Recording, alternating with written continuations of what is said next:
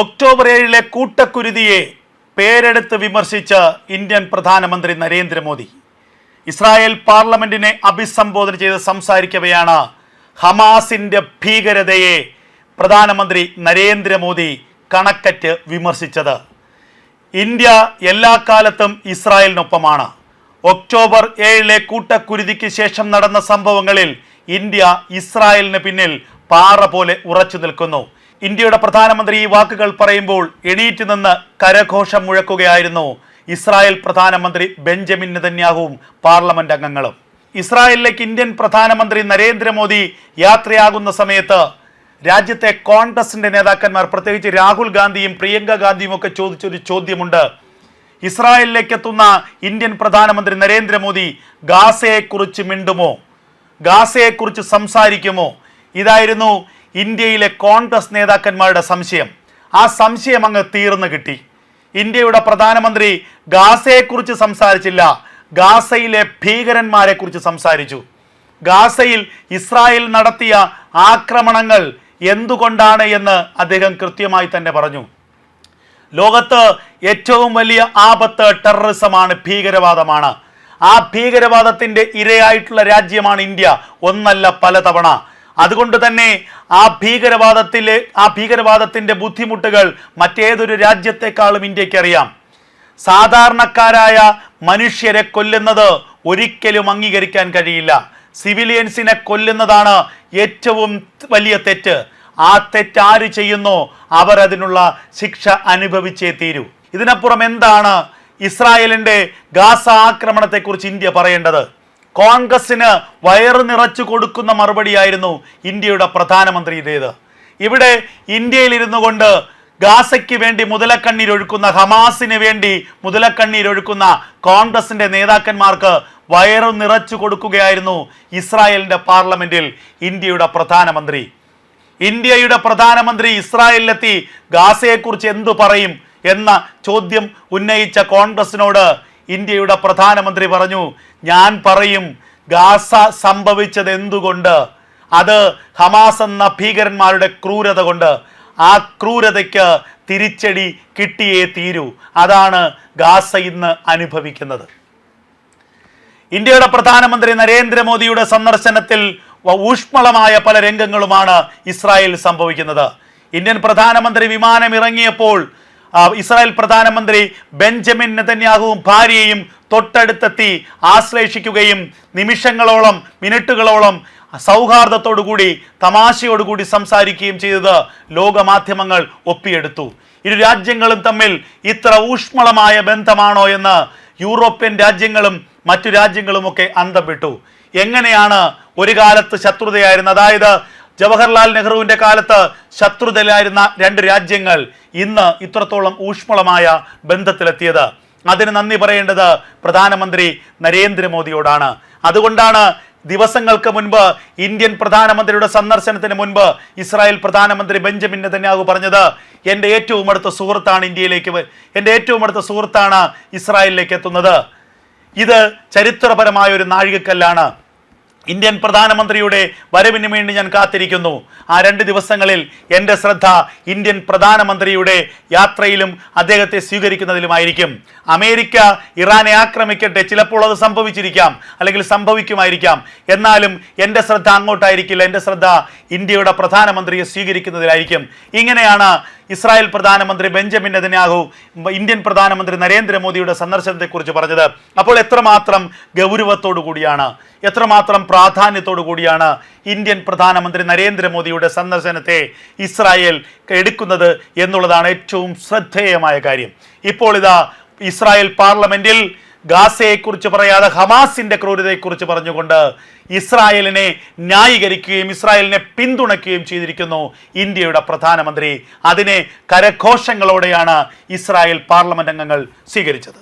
ഇതിനിടയിൽ ഏറ്റവും നിർണായകമായ ചില വാർത്തകൾ കൂടി വരുന്നു. ഏറ്റവും നിർണായകമായ പല ആയുധ ഇടപാടുകളും ഇന്ത്യയും ഇസ്രായേലും തമ്മിൽ ഒപ്പിടുമെന്നുള്ള വിവരങ്ങളാണ് പുറത്തു വരുന്നത്.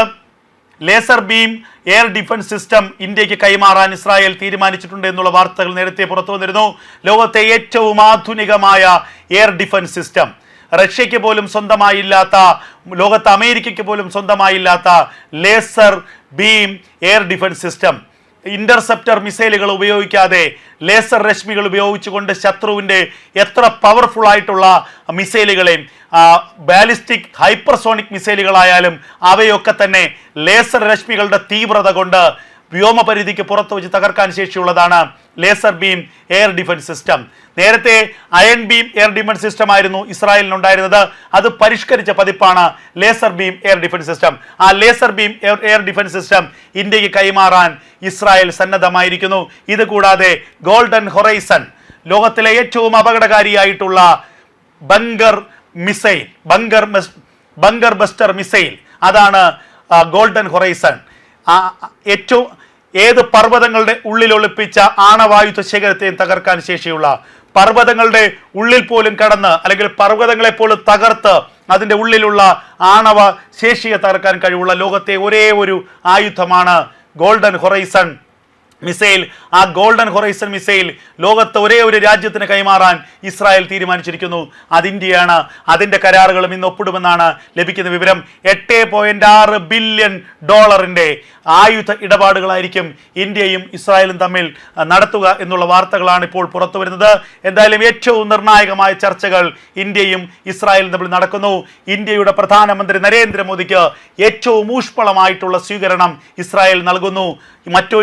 മറ്റൊരു രാഷ്ട്രീയ നേതാവിനും ഇതുവരെ അടുത്ത കാലത്ത് നൽകാത്ത തരത്തിലുള്ള ഊഷ്മളമായ സൗഹൃദപരമായിട്ടുള്ള സ്വീകരണമാണ്. അവിടെ ഇസ്രായേൽ ജനത തന്നെ ഇന്ത്യൻ പ്രധാനമന്ത്രിയെ കരഘോഷങ്ങളോടെ, ആർപ്പുവിളികളോടെ സ്വീകരിക്കുന്നു എന്നുള്ള കാഴ്ചകളാണ് അന്താരാഷ്ട്ര മാധ്യമങ്ങൾ തന്നെ ഒപ്പിയെടുക്കുന്നത്. ഇതിനപ്പുറം എന്താണ് ഇസ്രായേലിൻ്റെ ഗാസ ആക്രമണത്തെക്കുറിച്ച് ഇന്ത്യ പറയേണ്ടത്? കോൺഗ്രസിന് വയറ് നിറച്ചു കൊടുക്കുന്ന മറുപടിയായിരുന്നു ഇന്ത്യയുടെ പ്രധാനമന്ത്രിയുടേത്. ഇവിടെ ഇന്ത്യയിൽ ഇരുന്നു കൊണ്ട് ഗാസയ്ക്ക് വേണ്ടി മുതലക്കണ്ണീരൊഴുക്കുന്ന, ഹമാസിന് വേണ്ടി മുതലക്കണ്ണീരൊഴുക്കുന്ന കോൺഗ്രസിന്റെ നേതാക്കന്മാർക്ക് വയറു നിറച്ചു കൊടുക്കുകയായിരുന്നു ഇസ്രായേലിന്റെ പാർലമെന്റിൽ ഇന്ത്യയുടെ പ്രധാനമന്ത്രി. ഇന്ത്യയുടെ പ്രധാനമന്ത്രി ഇസ്രായേലിലെത്തി ഗാസയെക്കുറിച്ച് എന്തു പറയും എന്ന ചോദ്യം ഉന്നയിച്ച കോൺഗ്രസിനോട് ഇന്ത്യയുടെ പ്രധാനമന്ത്രി പറഞ്ഞു, ഞാൻ പറയും ഗാസ സംഭവിച്ചത് എന്തുകൊണ്ട്, അത് ഹമാസ് എന്ന ഭീകരന്മാരുടെ ക്രൂരത കൊണ്ട്. ആ ക്രൂരതയ്ക്ക് തിരിച്ചടി കിട്ടിയേ തീരൂ. അതാണ് ഗാസ ഇന്ന് അനുഭവിക്കുന്നത്. ഇന്ത്യയുടെ പ്രധാനമന്ത്രി നരേന്ദ്രമോദിയുടെ സന്ദർശനത്തിൽ ഊഷ്മളമായ പല രംഗങ്ങളുമാണ് ഇസ്രായേൽ സംഭവിക്കുന്നത്. ഇന്ത്യൻ പ്രധാനമന്ത്രി വിമാനം ഇറങ്ങിയപ്പോൾ ഇസ്രായേൽ പ്രധാനമന്ത്രി ബെഞ്ചമിൻ നെതന്യാഹുവും ഭാര്യയും തൊട്ടടുത്തെത്തി ആശ്ലേഷിക്കുകയും നിമിഷങ്ങളോളം, മിനിറ്റുകളോളം സൗഹാർദ്ദത്തോടുകൂടി, തമാശയോടുകൂടി സംസാരിക്കുകയും ചെയ്തത് ലോകമാധ്യമങ്ങൾ ഒപ്പിയെടുത്തു. ഇരു രാജ്യങ്ങളും തമ്മിൽ ഇത്ര ഊഷ്മളമായ ബന്ധമാണോ എന്ന് യൂറോപ്യൻ രാജ്യങ്ങളും മറ്റു രാജ്യങ്ങളുമൊക്കെ അന്തം വിട്ടു. എങ്ങനെയാണ് ഒരു കാലത്ത് ശത്രുതയായിരുന്ന, അതായത് ജവഹർലാൽ നെഹ്റുവിൻ്റെ കാലത്ത് ശത്രുതയിലായിരുന്ന രണ്ട് രാജ്യങ്ങൾ ഇന്ന് ഇത്രത്തോളം ഊഷ്മളമായ ബന്ധത്തിലെത്തിയത്? അതിന് നന്ദി പറയേണ്ടത് പ്രധാനമന്ത്രി നരേന്ദ്രമോദിയോടാണ്. അതുകൊണ്ടാണ് ദിവസങ്ങൾക്ക് മുൻപ് ഇന്ത്യൻ പ്രധാനമന്ത്രിയുടെ സന്ദർശനത്തിന് മുൻപ് ഇസ്രായേൽ പ്രധാനമന്ത്രി ബെഞ്ചമിൻ നെതന്യാഹു പറഞ്ഞത്, എൻ്റെ ഏറ്റവും അടുത്ത സുഹൃത്താണ് എൻ്റെ ഏറ്റവും അടുത്ത സുഹൃത്താണ് ഇസ്രായേലിലേക്ക് എത്തുന്നത്. ഇത് ചരിത്രപരമായ ഒരു നാഴികക്കല്ലാണ്. ഇന്ത്യൻ പ്രധാനമന്ത്രിയുടെ വരവിന് വേണ്ടി ഞാൻ കാത്തിരിക്കുന്നു. ആ 2 ദിവസങ്ങളിൽ എൻ്റെ ശ്രദ്ധ ഇന്ത്യൻ പ്രധാനമന്ത്രിയുടെ യാത്രയിലും അദ്ദേഹത്തെ സ്വീകരിക്കുന്നതിലുമായിരിക്കും. അമേരിക്ക ഇറാനെ ആക്രമിക്കട്ടെ, ചിലപ്പോൾ അത് സംഭവിച്ചിരിക്കാം, അല്ലെങ്കിൽ സംഭവിക്കുമായിരിക്കാം. എന്നാലും എൻ്റെ ശ്രദ്ധ അങ്ങോട്ടായിരിക്കില്ല. എൻ്റെ ശ്രദ്ധ ഇന്ത്യയുടെ പ്രധാനമന്ത്രിയെ സ്വീകരിക്കുന്നതിലായിരിക്കും. ഇങ്ങനെയാണ് ഇസ്രായേൽ പ്രധാനമന്ത്രി ബെഞ്ചമിൻ നെതന്യാഹു ഇന്ത്യൻ പ്രധാനമന്ത്രി നരേന്ദ്രമോദിയുടെ സന്ദർശനത്തെക്കുറിച്ച് പറഞ്ഞത്. അപ്പോൾ എത്രമാത്രം ഗൗരവത്തോടു കൂടിയാണ്, എത്രമാത്രം പ്രാധാന്യത്തോടു കൂടിയാണ് ഇന്ത്യൻ പ്രധാനമന്ത്രി നരേന്ദ്രമോദിയുടെ സന്ദർശനത്തെ ഇസ്രായേൽ എടുക്കുന്നത് എന്നുള്ളതാണ് ഏറ്റവും ശ്രദ്ധേയമായ കാര്യം. ഇപ്പോൾ ഇതാ ഇസ്രായേൽ പാർലമെന്റിൽ ഗാസയെക്കുറിച്ച് പറയാതെ ഹമാസിന്റെ ക്രൂരതയെക്കുറിച്ച് പറഞ്ഞുകൊണ്ട് ഇസ്രായേലിനെ ന്യായീകരിക്കുകയും ഇസ്രായേലിനെ പിന്തുണയ്ക്കുകയും ചെയ്തിരിക്കുന്നു ഇന്ത്യയുടെ പ്രധാനമന്ത്രി. അതിനെ കരഘോഷങ്ങളോടെയാണ് ഇസ്രായേൽ പാർലമെന്റ് അംഗങ്ങൾ സ്വീകരിച്ചത്. ഇതിനിടയിൽ ഏറ്റവും നിർണായകമായ ചില വാർത്തകൾ കൂടി വരുന്നു.